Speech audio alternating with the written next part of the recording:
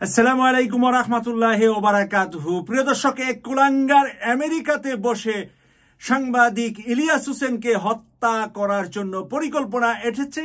সেই পরিকল্পনার ভিডিওটি আজকে ভাইরাল হয়েছে, আর সেই পরিকল্পনার ভিডিওটি প্রকাশ করেছেন ডক্টর পিনাকি ভট্টাচার্যর ইউটিউব চ্যানেলের আজকের এই মুহূর্তে তার ভিডিওর মাঝে। প্রিয় দর্শক, আমরা সেই ভিডিওর কিছু অংশ আপনাদের সামনে তুলে ধরবো। আর পিনাকি ভট্টাচার্য আজকে যে বিষয়গুলো নিয়ে কথা বলেছেন, বাংলাদেশের এই মুহূর্তে আওয়ামী সরকারকে পুনর্বাসন করার দায়িত্ব কে নিয়েছেন, কাকে দিয়েছেন, ভারত কাকে দিচ্ছেন এবং কেন দিচ্ছেন, নরেন্দ্র মোদীকে বাংলাদেশের আন্তর্জাতিক অপরাধ ট্রাইব্যুনালে বিচারের কাঠগড়ায় দাঁড় করানোর জন্য আন্তর্জাতিক অপরাধ ট্রাইব্যুনালে সব নথিতে ভেসে এসেছে ভারত সরাসরি জড়িত। ভারতের একটি বাহিনী সরাসরি বাংলাদেশে এসে 24-এ আমাদের তরুণ সমাজের উপরে সরাসরি গুলি করেছে, সরাসরি হত্যা করেছে। তাই পাশের দেশ থেকে ফোর্স এসে, সরকারি লোক এসে বাংলাদেশের জনগণকে হত্যা করার দায়ে নরেন্দ্র মোদী ফেঁসে যাবে বাংলাদেশের আন্তর্জাতিক অপরাধ ট্রাইব্যুনালে। আর সেই ফেঁসে যাওয়া থেকে বাঁচার জন্য নরেন্দ্র মোদী এখন শেখ হাসিনাকে নিয়ে এসে বাঁচার জন্য, আওয়ামী লীগকে বাঁচানোর জন্য সর্বশেষ পিনাকি ভট্টাচার্য কি বলছেন আপনারা একটু শুনে নেন, তারপরে আমি ফিনিশিং এ বিশ্লেষণটি করব। একটাই ভাষা বুঝে আমরা সেই ভাষায় ফ্যাসিস্টদের সাথে ডিল করব, সেই ভাষায় যে ভাষায় আমরা 32 নম্বরকে ডিল করছি, ঠিক একই ভাষায় আওয়ামী লীগের তীর্থভূমি ধ্বংস করার শর্ত এই অনুশোচনাহীন আওয়ামী লীগারদের অবদান। আমরা কোন আওয়ামী ফ্যাসিস্ট সাইকোপ্যাথকে সমাজে থাকতে দেব না। মাত্র কয়েকদিন আগের গণহত্যার কথা অস্বীকার করে এরা মানুষ। এদের আপনি মানুষের মর্যাদা দিতে চান? এদের আপনি গণতান্ত্রিক অধিকার দিতে চান? গ্রেপ্তার করে গ্রেপ্তারকৃত হতভাগ্যের স্ত্রীকে রোজা ভাঙ্গায় ধর্ষণ করে যে হাসিনার পুলিশ একবার না বারবার তোদের টুঙ্গিপাড়া উড়াই দেবো। আমি শপথ নিলাম, ফ্যাসিবাদের শেষ চিহ্ন মুছে ফেলবো। দে দেখে কত হাহারি এক দিতে পারিস। জাউরার সাথে ডাবল জাউরমে করা হবে। ধানমন্ডিতে আওয়ামী লীগের অফিসের জায়গাটা সরকারি, এটা দীর্ঘমেয়াদে লিজ নেওয়া। এই লিজ বাতিল করে অধিগ্রহণ করে ফেলা উচিত। লিজের শর্তের আইনি পরীক্ষা করে যদি সম্ভব হয় দ্রুত লিজ বাতিল করে দিতে হবে। এটা ধানমন্ডি 32 নম্বরের জন্য প্রযোজ্য। আমরা এই জন্য আওয়ামী লীগকে নিষিদ্ধ করা যায়। দেখেন, ইলিয়াসকে হত্যা করতে চাইছে আমেরিকা আওয়ামী লীগের ভাইস প্রেসিডেন্ট, আবার পিএইচডি করেছে। কি রকম জাউরা এগুলো সেটা দেখে শুনেন।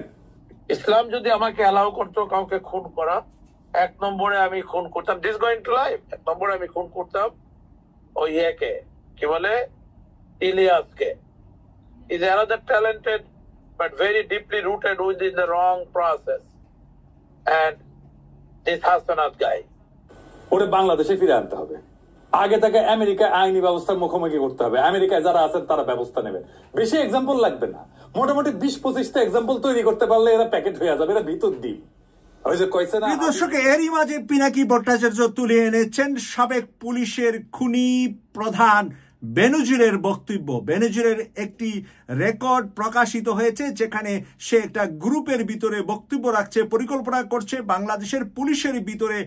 বেনজির বলছে তাদের রিক্রুটমেন্ট লোকেরাই আছে এবং তাদেরকে দিয়ে আওয়ামী লীগ আবার পুনর্বাসন কিভাবে করতে পারে সেই বিষয়ে কথা বলেছে। আপনাদেরকে আমি একটু রেকর্ডটা এখন চালু করে শোনাচ্ছি, বেনজিরের মুখ থেকে শুনুন। অগস্টের পরে প্রচুর পুলিশ সিনিয়র অফিসাররা কর্মস্থল ত্যাগ করে গেছে, আর আসে নাই। আর প্রায় 300-350 অফিসারকে ইতিমধ্যে চাকরিচ্যুত করা হয়েছে। সমসংখ্যক কর্মকর্তাকে বিভিন্ন জায়গায় সংযুক্ত করে রাখা হয়েছে, মানে তাদের ডিউটি থেকে প্রত্যাহার করে অকার্যকর করে রাখা হয়েছে। এবং করে তারপরে এই যে গ্যাপ, এই গ্যাপে তারা ওই যে আওয়ামী লীগ যখন ক্ষমতায় ছিল না সেই সময় যে রিক্রুট যারা, তাদেরকে নিয়ে আসা হয়েছে। অনেকে রিটায়ার করছে, তাদেরকেও নিয়ে আসা হয়েছে। তখন এটা ভঙ্গুর অবস্থা, এটা এই বাহিনীর। আমি চেষ্টা করছি যারা বাহিনীতে কাজ করতেছে তাদের সঙ্গে যোগাযোগ স্থাপন করার জন্য। এটা আমি করে যাব, যাতে করে এই বাহিনীর সহযোগিতা সাপোর্ট আপনারা পেতে পারেন। প্রিয় দর্শক, আপনারা বেনজিরের মুখ থেকে কি শুনলেন? এখন বেনজির বলছে যে আমি তাদেরকে সাপোর্ট করছি এবং তাদেরকে, যারা এখন পুলিশ বাহিনীতে আছে আমার সময়ের, আমি যাদেরকে রিক্রুট করে দিয়ে এসেছিলাম তাদেরকে আমি এখন বিভিন্নভাবে পরামর্শ দিয়ে বিভিন্নভাবে সহযোগিতা করে যাচ্ছি এবং করে যাব। প্রিয় দর্শক, এই বাংলাদেশে কিন্তু আপনারা এখন বসবাস করছেন। খুনিরা কত ঐক্যবদ্ধ, আর এই খুনিদেরকে নিয়ে আমরা কিন্তু এখন অনেকটাই মনে করছি যে না ধরে না ছুঁয়ে কিভাবে খুনিদেরকে বাদ দিয়ে আমরা নির্বাচন করে সরকার গঠন করব। আপনারা শুনুন এখন আমাদের সাংবাদিক এই ইলিয়াস হোসেন ভাইয়ের বক্তব্যটা শুনলেন, যে ইলিয়াস হোসেন ভাইকে খুন করার জন্য আমেরিকাতে যে কথা বলেছেন, সে আওয়ামী লীগের আবার আমেরিকার ভাইস প্রেসিডেন্ট, ডক্টরেট করা মেধাবী শিক্ষিত মানুষ। তারা এখন কাদেরকে দোষারোপ করছে? ডাক্তার পিনাকি ভট্টাচার্য আর সাংবাদিক ইলিয়াস হোসেন কি মনে করছে যে এবারের আন্দোলন সংগ্রামে তারাই অবদান রাখার কারণে বিদেশে প্রবাসী থেকে আমরা যারা অবদান রাখার চেষ্টা করছি আপনাদেরকে নিয়ে, তাদের কি মনে করছে যে সরকার হটানোর জন্য মূল ব্যক্তি? প্রিয় দর্শক, এই পুলিশকে যখন একটু রিফর্ম করে ডক্টর মোহাম্মদ ইউনূস স্যারের নেতৃত্বে পুলিশকে যখন গঠন করা হচ্ছে, তখন নাকি পুলিশকে এই রাহুমুক্ত করা যাচ্ছে না। বাংলাদেশের কোনো একটা রাজনৈতিক দল সেখানে হস্তক্ষেপ করছে, পুলিশের মধ্যে সৎ মানুষদেরকে সামনে আনা বা পুলিশের মধ্যে অসৎদেরকে বাদ দেওয়ার বিষয়ে নাকি অসহযোগিতা করছে। আমি এখন আপনাদেরকে ডক্টর পিনাকি ভট্টাচার্যের কাছে নিয়ে যাচ্ছি। করতে হবে, যারা রাহুমুক্ত করার কাজ করতেছে তাদের বিরুদ্ধে ষড়যন্ত্র শুরু হয়েছে, বুঝছাও? কারা করতেছে নাম কইলাম না, কিন্তু আমরা সব জানি। পুলিশের নেতৃত্বকে শান্তি মতো কাজ করতে দিবেন। যারা নানা ধান্দায় চুগলি কাটতেছেন পুলিশের নেতৃত্বের বিরুদ্ধে, সাবধান করে দিতেছি ভাইজান, আপনাদের সকলের আমল নামা করলে আছে আমার কাছে। আমি সুনাপঠিদের পিছে লাগি না, এটা আমার স্বভাব বিরুদ্ধ, কিন্তু পুলিশের সংস্কারের যে ধারা শুরু হয়েছে, যেটা আমরা দেখতে পারতেছি, সেটাকে নেতৃত্ব শূন্য করে বাধা সৃষ্টি করতে চাইলে তারা ছাড়া হবে না। সাবধান হইয়া যান যারা পুলিশের বর্তমান নেতৃত্বের বিরুদ্ধে চুগলি কাটতেছেন। শুনলাম প্রফেসর ইউনূস সাহেব নাকি চুগলি কাটতে গেছিলেন, সত্য নাকি? হ্যাঁ, স্যারের পাঠায় দিয়ে আপনাদের আমল নামা দিব, চাপা মাইর দিয়ে দিব কলে। তাই সাবধান হইয়া যান, এই বান্দা জিন্দা আছে। আর হ্যাঁ, ওই যে হাঙ্কারি যে পুলিশ সদস্য ছিল না, ওই যে বাংলাদেশে হাসিনার পলায়নের সবচেয়ে বেশি ঝামেলা এখন কে পড়েছে, এটা বুঝলে আমরা সব রাজনীতি ফকফকা করে বুঝতে পারবো। আসেন সেটা বুঝে দেখি। সবচেয়ে বেশি ঝামেলায় পড়েছে মোদি। আন্দোলন বিপ্লব দমনে পুলিশের পোশাকে অন্য দেশের নাগরিকদের থাকার প্রমাণ মিলছে। আন্তর্জাতিক অপরাধ ট্রাইব্যুনালের চিফ প্রসিকিউটর বলছে নিজেই, প্রমাণ, অনুমান না। তার মানে প্রসিকিউশন হাসিনার বিরুদ্ধে না, ভারতের মোদিকে এখানে মামলায় ঢুকাবে। মোদির আরো সমস্যা আছে। বিএনপির সালাউদ্দিন সাহেবকে কিভাবে ঢাকা থেকে ধরে নেওয়ার পরে ইন্ডিয়া পাওয়া যায়, সুখরঞ্জন বালিকে কিভাবে হাইকোর্টের সামনে থেকে অপহরণ করার পরে ইন্ডিয়ার জেলে পাওয়া যায়। মোদিকে এটার জবাব দিতে হবে তো, ইন্ডিয়াকে রাষ্ট্র হিসেবে এটার জবাব দিতে হবে তো।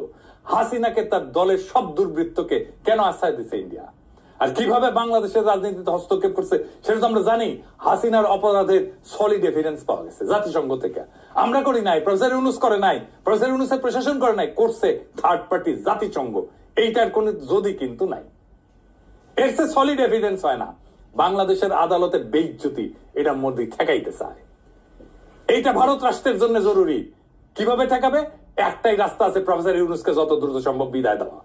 প্রফেসর ইউনূসকে বিদায় দিতে পারলে বাংলাদেশের সবকিছু আগের অবস্থায় চলে যাবে। এইখান থেকে পাইছে সাহস, আবার আগের গৌরব, আবার হেডম নিয়ে আমরা আসতেছি। আর টাকা পয়সা তো আছেই, সবাই কিনে ফেলবে, এই হইতেছে প্ল্যান। সেই জন্যই আগাম নির্বাচন, দ্রুত নির্বাচন, এই সমস্ত আলাম। তিস্তানিয়া প্রোগ্রাম করে আর এক্সিকিউট করে কি? দ্রুত নির্বাচন আর প্রফেসর ইউনূসের দ্রুত বিদায়, এই ইন্ডিয়ান প্ল্যান এক্সিকিউট করে। আপনারা বুঝে হোক না বুঝে হোক, ইন্ডিয়ান ব্যাগেজ কান্দে নিছেন, এই ব্যাগেজ আমরা মাইনা নেব না, কোনদিন মাইনা নেব না। বাংলাদেশের রাজনৈতিক দলগুলো কখনো জনগণকে দেওয়া প্রতিশ্রুতি রাখে নাই, ইতিহাস সাক্ষী। 1990 3 জোটের রূপরেখা রাখে নাই। তত্ত্বাবধায়ক সরকারকে প্রশ্নবিদ্ধ করছে প্রথমে বিএনপি, বিচারপতির বয়স বাড়ায়। এরা ক্ষমতায় থাকার জন্য সবকিছু করতে পারে। বিএনপি নির্বাচনের আগে যাই বলুক এটা রাখবে না, সে কোনো সংস্কার করতে দিতে চায় না। নির্বাচন হইলে সবকিছু কইরা ফেলবো, এইটা হইতেছে ওই সেই প্রেমিকের মতো, যে প্রেমিকার সামনে এসে তার সাথে প্রেম করার জন্য যা কিছু বলে সবকিছু মিথ্যা। ওই মিথ্যা কথা বলতেছে তারা। প্রেমিকার সামনে উত্তেজিত প্রেমিক এসে যা যা বলে না, বিএনপি তাই বলতেছে নির্বাচনের জন্য, কোনোটা রাখবে না। সে কোনো সংস্কারও করতে দিতে চায় না। আওয়ামী লীগ নিষিদ্ধের কথা বললে বলে জনগণ ঠিক করবে। আরে বাবা, জনগণ কেমনি ঠিক করবে? গণভোট কইরা তো গণভোট করেন এখন আওয়ামী লীগ নিষিদ্ধের প্রশ্নে, সেটা তো করতে দিতে চান না। সামনে সংসদ নির্বাচনে আওয়ামী লীগকে অংশ নিতে দিলে আপনি কবে জনগণের রায় নেবেন আওয়ামী লীগ নিষিদ্ধের ব্যাপারে? জনগণ করবে, কিভাবে করবে সেটা তো বলতে হবে।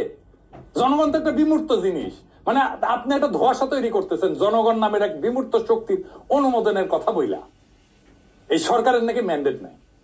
সংবিধান সংস্কারে তো বিএনপির ম্যান্ডেট থাকবে, সে 2/3 মেজরিটি পাবে, কিভাবে জানে? পাবে না তো। তার মানে সংবিধান সে পাল্টাতে পারবে না। তখন বলবে আমরা কিভাবে পাল্টাবো, আমাদের তো মেজরিটি নাই। তারপরে প্রশ্ন থাকে, সে কি সংবিধানের মূলনীতি পাল্টাতে পারবে যদি মেজরিটি 2/3 মেজরিটি পায়ও? পারবে না। কারণ যে সংবিধানের অধীনে সে নির্বাচন করবে, শপথ নিবে, সেই সংবিধানের মূলনীতিকে সে পরিবর্তন করতে পারবে না। নির্বাচন হইলে কোনো বিচার হবে না, আপনারা লিখে রাখতে পারেন। মোদি আর ইন্ডিয়া আবার চিরজীবনের জন্য মাপ পেয়ে যাবে। ওই সংবিধানে থাকবে ধর্মনিরপেক্ষতা, গণতন্ত্র, বাঙালি জাতীয়তাবাদ আর সমাজতন্ত্র। সেইটা আমাদেরকে এত রক্তের পর, বিপ্লবের পরেও আমাদেরকে ওই সংবিধানই টাইনা নিয়ে যাইতে হবে। মোদি আর ইন্ডিয়া চিরজীবনের জন্য মাপ পেয়ে যাবে। তাদের যে আমরা পাইরা ফেলতে পারছিলাম, সেই সুযোগ হেলায় আমরা হাতছাড়া করে ফেলবো। কম্প্রোমাইজ করে ফেলবে যারাই ক্ষমতায় আসুক। কে আসবে আমি জানি না, যারাই আসুক রাজনৈতিক দল তারাই কম্প্রোমাইজ করে ফেলবে। প্রফেসর ইউনূসের সামনে গিয়া রাজনৈতিক দলগুলো এক কথা বলে, বাইরে এসে আর এক কথা বলে। প্রফেসর ইউনূস দিছে চাপা মাইর, ওস্তাদের মাইর শেষ রাতে। কইছে আপনারা যা চান লিখে দেন, কোন সংস্কার চান, কোনটা চান না, কোনটা আংশিক চান, কোন সংস্কারই চান না, সেটা লিখে যা চাইবেন। আমাদের তো কোনো এজেন্ডা নাই, সবাই মিলে যেটা চাইবেন শুধু সেটাই আমরা করব। তবে আমরা ওয়েবসাইটে দিয়ে দেবো কে কি চাইছিলেন। আপনারা কোন দল কোনটা ইয়েস বলছেন আমরা রাজি, কোন দল নো বলছেন আমরা রাজি না, কোন দল বলছে আমরা সংস্কার রাজি, আমরা সবাই ওয়েবসাইটে দিয়ে দেবো। দেশের যে কোনো মানুষ দেখতে পাবে কোন কোন বিষয়ের প্রতি তার সম্মতি আছে, কোন বিষয়ের প্রতি মানুষের সম্মতি নাই। এটা কোনো গোপন জিনিস না, এটা রাজনৈতিক দলের একটা বক্তব্য।